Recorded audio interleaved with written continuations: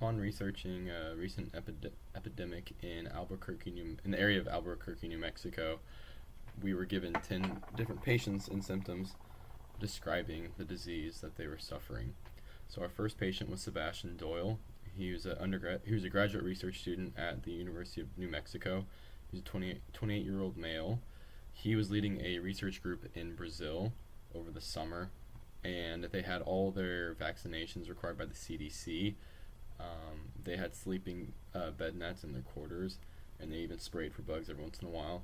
But they all noticed a lot of bug bites throughout the trip.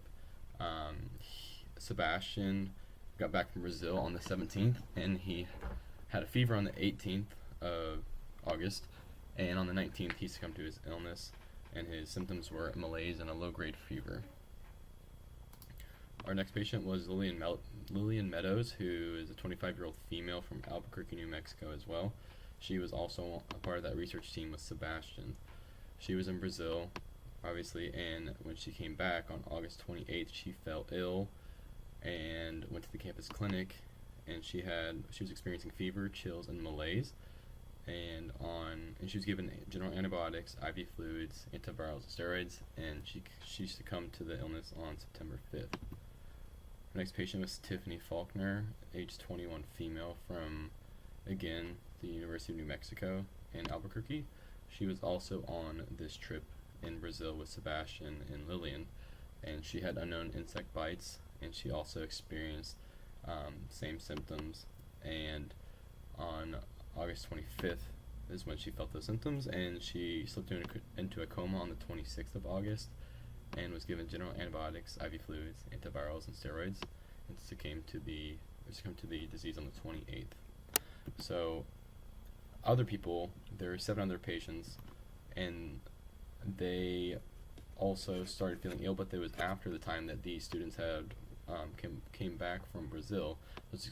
We expect to believe that the disease originated in Brazil. And some of the other patients were 49-year-old Sydney Horn, who was a researcher at New Mexico Institute of Mining, same exact symptoms, and also passed away after slipping into a coma given the same treatments. There's Gabriel Coate, 33-year-old male from Bernalillo, New Mexico, a small business owner, the same symptoms, given the same exact treatments, slipped into a coma and succumbed to the disease as well. Leo Frederick, a 6-year-old male, was a farmer from Bailee, New Mexico, had fever, body aches, and was given antibiotics, IV fluids, antivirals, and steroids, and also succumbed to the disease. Mark Albert was a 62-year-old male. He was a park ranger in Albuquerque, and he fainted and had hallucinations, ended up slipping into a coma, and also succumbed to the disease. We are here on location deep in the heart of Brazil, where it is believed that the Carnivale fever started. We will now speak with Mark Olsen, an entomologist from Texas A&M University. Welcome. I'm glad that you made it. We're down here in Brazil, as you already know. We're trying to figure out what happened to this group of researchers from Texas A&M that they got this incredibly fatal illness, Carnivale fever. So down here we figured out a couple of things were going on.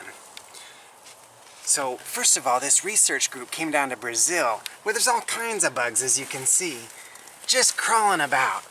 Oh my goodness, there's another one on me. All right. And although the kind people of Brazil gave them some insecticides, this particular one that they gave is only got a light scent, family care off with a very small amount of DEET, and I don't think it did the job because those students were not using it appropriately. But we have decided, and what we found out is that if you use a stronger amount of DEET, like a 40%, you're much more likely to keep the bugs off of you. So let me tell you a little bit about this. The general symptoms of Carnivale fever are malaise, fever, delirium, coma, and death. And as you know, a lot of people are dying these days, especially in New Mexico, so we need to get a handle on this thing right away. So we think that what happened is this young man researcher named, let's see here, this young man named Sebastian Doyle got down here and was all gung-ho. Let me show you a picture of him. That's him right there.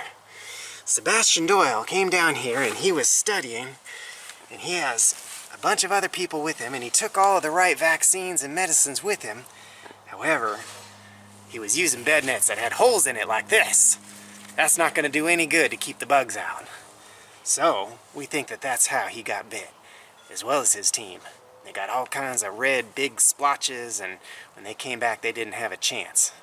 And from that point on, we believe Carnivale fever started spreading from one person to the next by the vector known as Triatoma recurva. Well, I hope that we can learn all that we need to down here. I just got to keep these bugs off of me. All right, take care now. Bye. After some research, it was found that the vector of this disease was Triatoma recurva, otherwise known as the kissing bug. The kissing bug is also a carrier of Chagas disease. The reservoir of this disease is the rock squirrel known as Otospermophilus frugitus.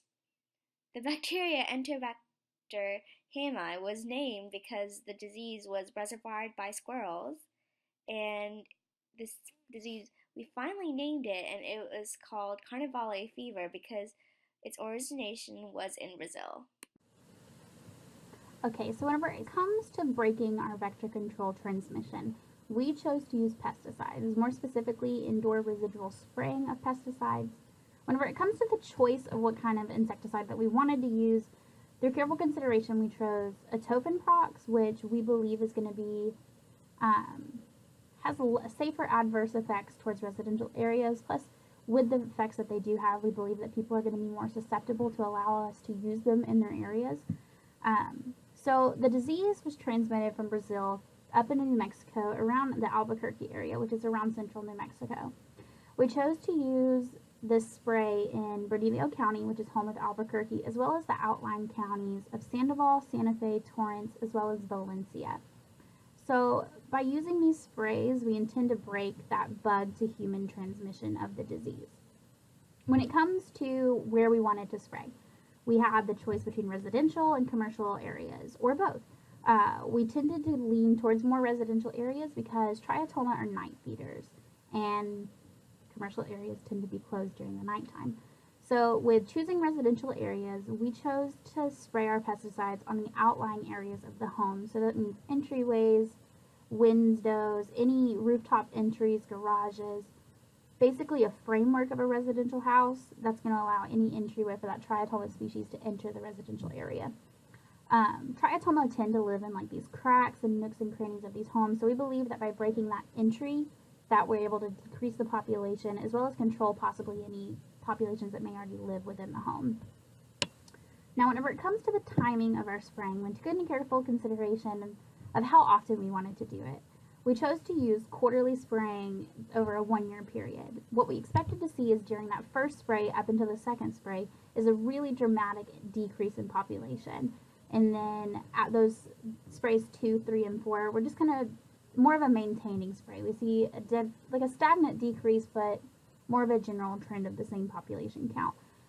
But we're mainly going to focus on that first spray that's going to really decrease our population and allow us to maintain a low population within these residential areas. Howdy! So the way that we are monitoring our preliminary control of our disease is in a twofold manner. The first being monitoring our vector, and the second being monitoring the disease itself. So the way that we're monitoring our vector is through a passive approach. So traps will be placed on the walls of residences that are being sprayed, and the traps will collect any form of insect activity within the homes. They will be placed in the sleeping quarters because that is where the Triatoma recurva are most likely to come in contact with people and therefore spread the disease. So this will monitor activity within the homes and verify or provide an analysis for the locations that these insects are being found, and therefore a potential location as to where they are vectoring this disease. The second part of our monitoring will be to monitor the disease itself through both an active and a passive monitoring. So our passive monitoring will be educating local clinics, local doctors, ERs on our symptoms of Carnivale fever, so that they know what they're looking for, and then also having them screen for our bacteria in order to determine which of these patients potentially has this disease.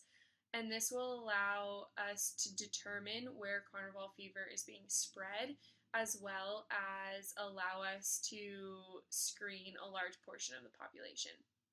Additionally, active screening will take place when the homes and residences are being sprayed with the insecticide.